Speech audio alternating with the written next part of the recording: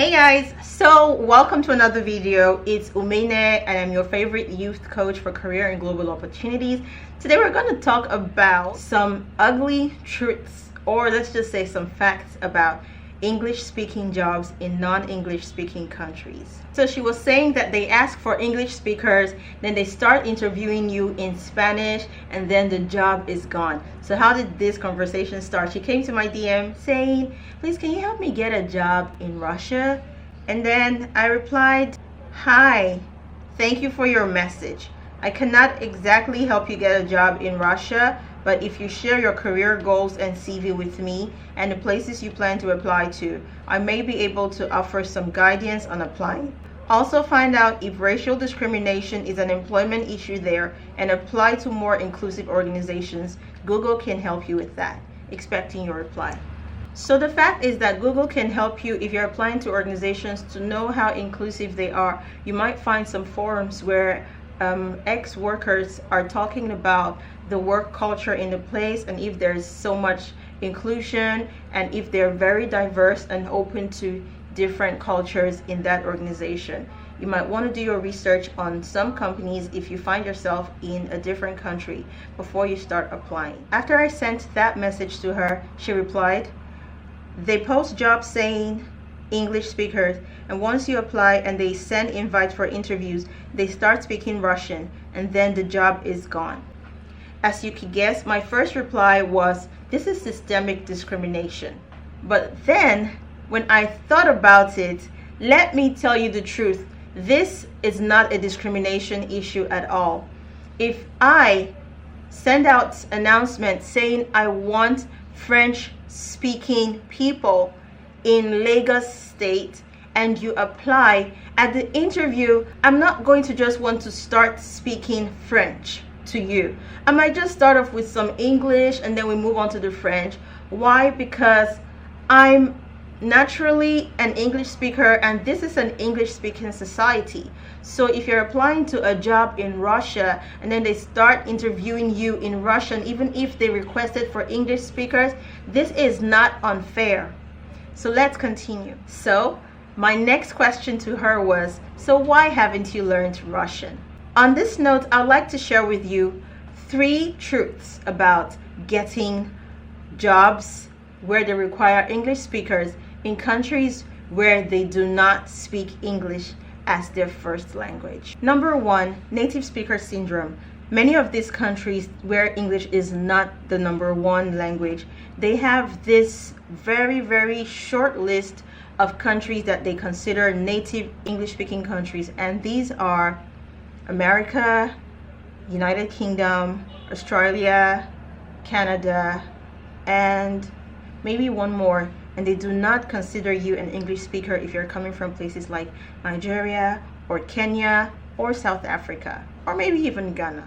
In this case, many of them will require you to take either the IELTS or the TOEFL just before they give you the job, and that's just the way it is. Maybe lucky to find a country where they ask for English speakers and then you can also stand a chance. Number 2, accent matters. Now, if you're applying for an English speaking job in countries where they do not speak English, they might be looking for people who speak English like the English they hear in their movies. When they turn on Netflix, they want the English to sound just like that. So if they're interviewing you and you do not sound American or you do not sound British, they might not want to give you the job. And these things matter because jobs are very competitive. So why would they want to give you the job when you're speaking English that they're not sure of, when they can just pick any other person like their citizen and give the opportunity to that person who speaks just the same get by English as yours? So the first thing we talked about is native speaker syndrome. And then the second one is accent matters. So even in America, a lot of black girls have talked about how they got jobs just by switching up to a white girl accent. So if it works in the US and if it works in the UK, why do you think that you could just escape it if you're working in a country like Italy? For example, when I was in Italy, all the young people who spoke English, maybe it's just the people around me, but everyone who spoke English had an American accent. And I was just like, wow, wow, wow, wow. Like, an Italian, you would expect the Italian to talk like this, but no, they weren't talking like that. They had real clean American accents. And imagine if that person applied to the same job as you, and you sound a bit like me. Like right now, you're sounding like me. How are they going to give you the job over that person? Just because you come from an English-speaking country and they come from Italy. So think about it. Accent matters.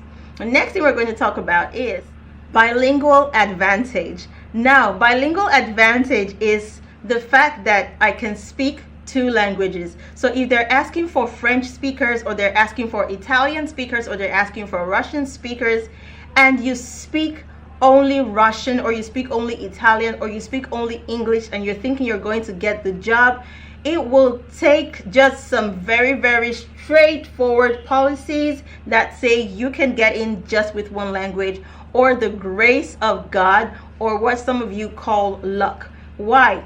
Because a bilingual person will always have more advantage over a person who speaks just one language. So imagine that they call you, they probably want like a tour guide, and they say, okay, you've got to be able to speak Russian.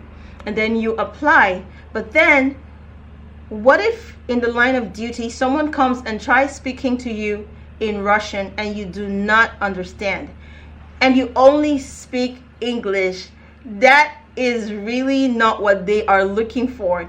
Don't feel like, oh, I don't want to learn this language. I'll probably just get by with my English. I think they even need my English more than I need their Russian. Don't think that way, because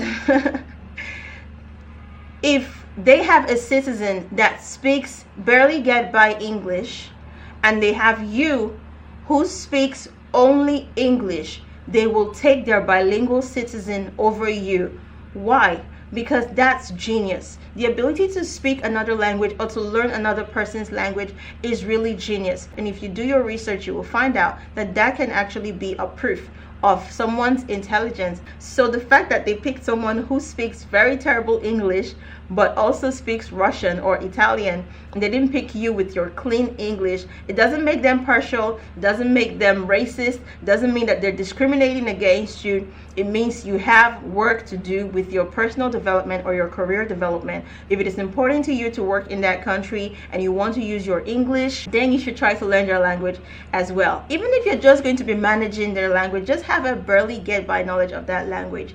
And with time, you're going to get better and better as you keep learning and as you keep applying that language to your job, in talking to people, and in writing. What do you think I've missed out in this video? If you have a personal experience, please share. And if you've experienced maybe an exception, please also share in the comment section. Don't forget to like this video or to subscribe to my channel if you haven't. I'll be posting more content like this to help you. And if you know someone who would need my content, please share or invite them to subscribe or to watch this video. Take care. Bye.